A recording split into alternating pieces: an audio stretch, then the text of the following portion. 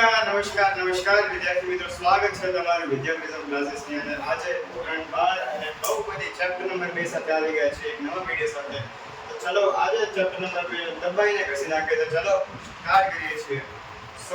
સૌપ્રથમ આપણે ઉદાહરણ નંબર 2 જે આ દાખલાના ચેપ્ટરની શરૂઆતમાં પહેલા શ્રી ગણેશનું નામ લઈ ચેપ્ટર શરૂ કરીએ. તો સૌપ્રથમ બોર્ડને પૂછી લઈએ. ઓકે, ઉદાહરણ નંબર 2 ચોપડી મારી સામે છે. તો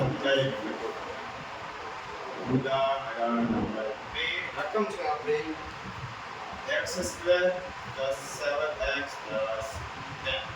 સૌપ્રથમ તો હું તને સમજાવતા પહેલા આ દાખલાની થોડી હિન્ટ આપું, કારણ કે દેખો હું જે સમજાવીશ સૌથી ઈઝી વેની અંદર તમને તરત ખબર પડશે.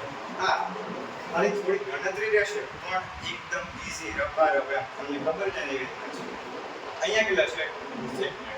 અહીંયા પ્રશ્ન આવતા આગળ શું હોય? 1 વર્ગ 1 નો આની સાથે ગુણાકાર કરો. કેટલો આવે? 10 આવે. 10 × 10. તો હવે એવી સંખ્યા કરો તો કે જેનો પ્લસ કરો તો 7 આવવો જોઈએ. કેટલો આવવો જોઈએ? 7. 5 × 5 5 × 10. 5 × 2 કરો તો 10 અને 5 + 2 કરો તો 10. ઓકે, આપણો આન્સર બરોબર છે. હવે કઈ માત્ર અહીંયા આવી જો શું દેખાય છે બોર્ડ? સૌપ્રથમ એક ચોરસ ખાનું કમ્પ્લીટ. x કેટલી વાર છે? 2 ટાઈમ 1 ગુણાકાર કરો. x લખવાને કેટલા? 5 × 10. 5 2 કમ્પ્લીટ. કઈ નથી વધારે કહો. આ કઈ નિશાની પ્લસ ની તો આગળ પ્લસ. આ કઈ નિશાની પ્લસ ની પ્લસ પ્લસ. બસ આટલું આપણે કમ્પ્લીટ કઈ વધારે નહીં. x 2 છે 1 1 કમ્પ્લીટ. 5 2 10. 5 ને 2 મૂકી દીધા. પ્રથમ સંખ્યા n પ્લસ પ્લસ પ્લસ બરાબર. ઓકે, આટલી ખબર પડી. આની સાઈડમાં તમને આ બનાવી આપું છું. x 5 plus. ઓકે, સો હવે બસ દાખલાની આગળની ગણતરી કરવાની છે. તો અહીંયા એવી રીતના લખી શકીએ આપણે કે x 5 અને x 2 કમ્પ્લીટ. બરોબર છે. આ તો ખાલી તમારી સમજણ માટે છે. હકીકતમાં આ દાખલા તમે બોર્ડની અંદર લખતા નહીં, કારણ કે એક સ્ટેપ આવે છે એ તમે આને પછી સમજો. પહેલા તમે દાખલાની સ્લાઇડ જો સમજો કે દાખલાને થોડો ઉપર સરખો કરશો. બરોબર છે. હવે x 5 અને x 2 0. હવે x 5 0, x 2 0 કમ્પ્લીટ. x અહીંયા શું છે? 0. 5 શું છે? પ્લસ મોટા ભાઈની નિશાની 5 પ્લસ છે તો પ્લસ સામેની સાઈડ આવશે તો -5. ઓકે, આ છે તમારો આલ્ફા. પણ અત્યારે આપણે પછી તેને અહીંયા 2 છે પણ કેવા સરવાળો આગળ આવશે તો માઈનસમાં. આ છે તમારો બીટા. ઓકે, સો હવે દાખલાની અંદર તમે રકમમાં જોયું સહગુણકો વચ્ચેનો સંબંધ ચકાસો. શું સહગુણક વચ્ચેનો સંબંધ ચકાસવાનો છે? સહગુણક વચ્ચેનો સંબંધ તમને ખબર જ છે. સહગુણક વચ્ચેનો સરવાળો શૂન્યોનો સરવાળો બરાબર -2/1. શૂન્યોનો ગુણાકાર c ના છેદમાં alpha plus beta. Alpha into beta. આ વાળો કોન્સેપ્ટ અહીંયા લાગે છે. બાકી આ દાખલાનું પહેલા. ઓકે, સો હવે આગળ ગણતરી કરીશું. તમે એમ માનો આલ્ફા બીટા કે વધારે નથી. આ એક એબીસીડી છે. શું છે? એક એબીસીડી. આ એક એબીસીડી જેવું છે. ઉદાહરણ તરીકે આપણે એવું બોલીએ છીએ a + b c d.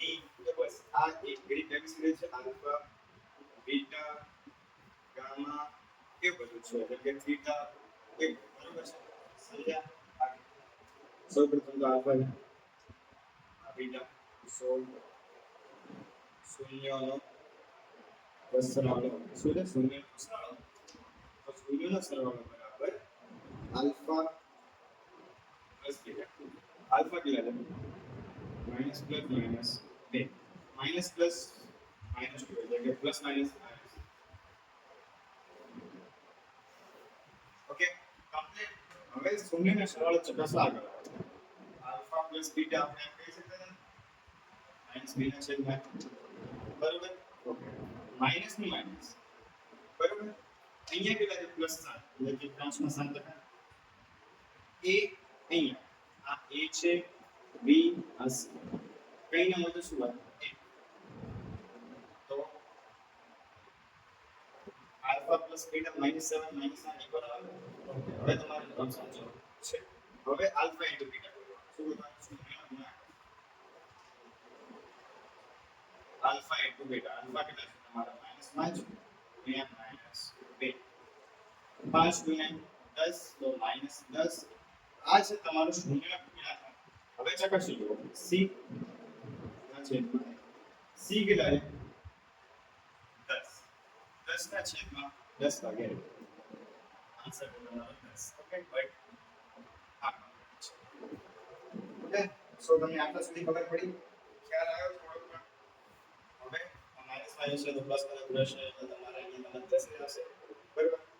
ખબર પડી. હવે આની અંદર તમારી ઉપર મોટી રકમ મૂકવાની છે ઓકે. આ હતું ઉદાહરણ નંબર 2. હવે આપણે સાથે 2.1 તરફ જઈશું. આલેખમાં x અક્ષને જે પણ બિંદુ છેદે એટલા આપણે શૂન્ય ગણવાના છે. ઉદાહરણ તરીકે x અક્ષ x અને x બાર. તો હવે x અક્ષ સમજો કે અહીંયા સમજો કે આવી રીતે રેખા જતી હોત તો આપણે એને ગણ પણ ના. અહીંયા કયા અક્ષને છેદે છે y અક્ષ. જ્યારે y અક્ષમાં આપણે કોઈ કામ છે નહીં તો અહીંયા y અક્ષ આવશે જ નહીં બરોબર. ઉદાહરણ તરીકે આલેખની અંદર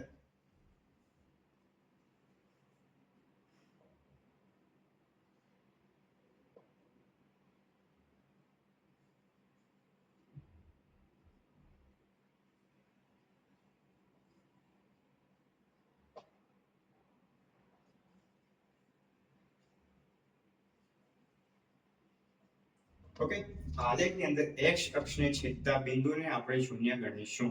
ઉદાહરણ તરીકે જો કોઈ પણ આલેખ આવી રીતના હોય તો આને શૂન્ય નહીં ગણાય કારણ કે વચ્ચે આની અંદર ગેપ છે. ગેપ તો ભલે છે કઈ વાંધો નહીં. x અને x હેશ વાળાને છેદતું નથી તો આને આપણે ગણીશું નહીં. હવે સ્વાધ્યાય 2.1 આની અંદર દેખો બોર્ડની અંદર સેક્શન 1 એમસીક્યુઝ ની અંદર આ પ્રશ્ન આવે છે. એમસીક્યુઝ ની અંદર કારણ કે આ પ્રશ્ન આ પૂરેપૂરું ચેપ્ટર ટોટલ 6 માર્ક્સ નો ગુણભાર ધરાવે છે અને આ ચેપ્ટર ની અંદર વધારે મોટા દાખલા કોઈ છે નહીં કારણ કે આની અંદર શૂન્યનો સરવાળો શૂન્યનો ગુણાકાર શૂન્યનો સહસંબંધ -b છેદમાં આલ્ફા બીટા એ વાળો કોન્સેપ્ટ છે બરોબર. પણ એક એમસીક્યુ આની અંદરથી પૂછાઈ શકાય છે એટલે તમારે એક એમસીક્યુ એક એક કરીને તમે 80 માર્ક્સ લઈ શકશો. ઠીક છે. તો હવે આને આપણે આ તમને બરોબર છે ખબર પડી. તો હવે ડાયરેક્ટ આપણે સમ તરફ જઈશું.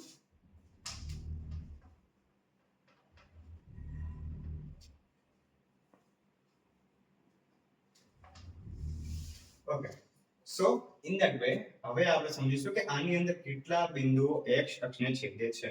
ઉદાહરણ તરીકે આ પ્રશ્ન છે આ તો ઉદાહરણ છે આપણે સમજાવી છે. ઓકે અહીંયા કોઈ x અક્ષને છેદે છે ના તો આન્સર બસ 0.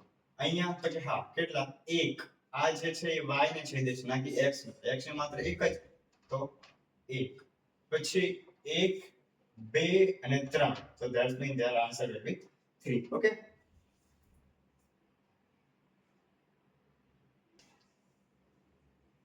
ઓકે તો હવે દાખલા નંબર 4 5 અને 6 ની ગણતરી કરીએ છીએ. તો હવે દાખલા 4 નંબર 5 અને 6 ની ગણતરીની અંદર વધારે કઈ નથી જેને છેદે તેને ગણવાનું છે. 1 2 so that means our answer was 2 1 2 3 4 and then 1 2 and 3 what ખબર પડી ના પડી તો એક વાર ફરી સમજો. x અક્ષને જેટલા બિંદુ છેદે છે એને જ આપણે શૂન્ય ગણીશું. ઉદાહરણ તરીકે આ ગ્રાફ આપેલો છે. આ ગ્રાફની અંદર x અક્ષને 1 2 so that's the number answer was 2. આની અંદર 1 2 3 અને 4 so that's the number answer was 4 and આની અંદર છઠ્ઠાની અંદર છે 1 કમ્પ્લીટ આરો અડે છે ખાલી શું અડે છે એટલે આપણે એક વખત 1 ને 2 1 2 અને 3 તો ટોટલ આન્સર આપણો છે 3 બરોબર. આવી રીતના જ હવે આખા હું તમને એક વખત હિન્ટ આપી દઉં દાખલાની અંદર છે શું મુખ્ય કહેવા શું માંગે છે.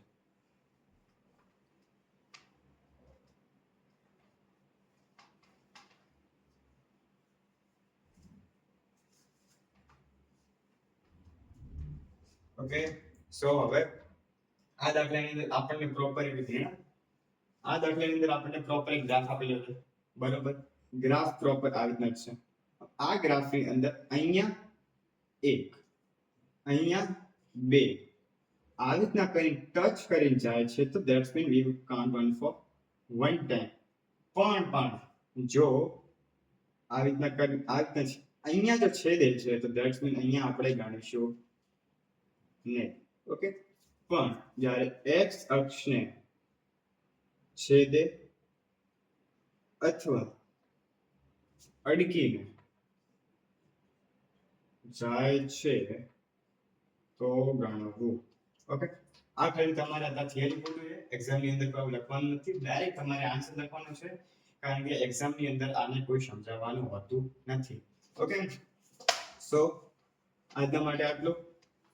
મળીએ એક નવા વિડીયોની અંદર, અને પ્લીઝ લાઈક એન્ડ સબસ્ક્રાઇબ કરો, અને તમારે જે પણ કોઈ પણ ક્વેશ્ચન. ઓકે, આજના માટે આટલું. ધોરણ 10 વિષય વિજ્ઞાન ગણિત અને આ અંગેના વિડીયો આપણી ચેનલ ઉપર તમને મળી જશે, અને ટાઈમ ટુ ટાઈમ તમારે એકદમ ઝીરોથી આપણે અહીંયાથી તમને ભણાવવાનું શરૂ કરીશું. અને જો તમે આપણી ચેનલ ઉપર લાઈક સબસ્ક્રાઇબ, અને જો પ્રથમ વખત આવ્યા હો તો લાઈક સબસ્ક્રાઇબ અને કોમેન્ટ કરો. ધોરણ 10 અંગેનો કોઈ પણ ડાઉટ હોય તો તમે કોમેન્ટ બોક્સની અંદર જણાવી શકો છો. અને ધોરણ 10 નું વિજ્ઞાન ગણિત આ વિષય આપણી ચેનલ ઉપર તમને રોજબરોજના એક નવા અપડેટ સાથે આપણે મળીશું. આજના માટે આટલું. મળીએ એક નવા વિડીયોમાં.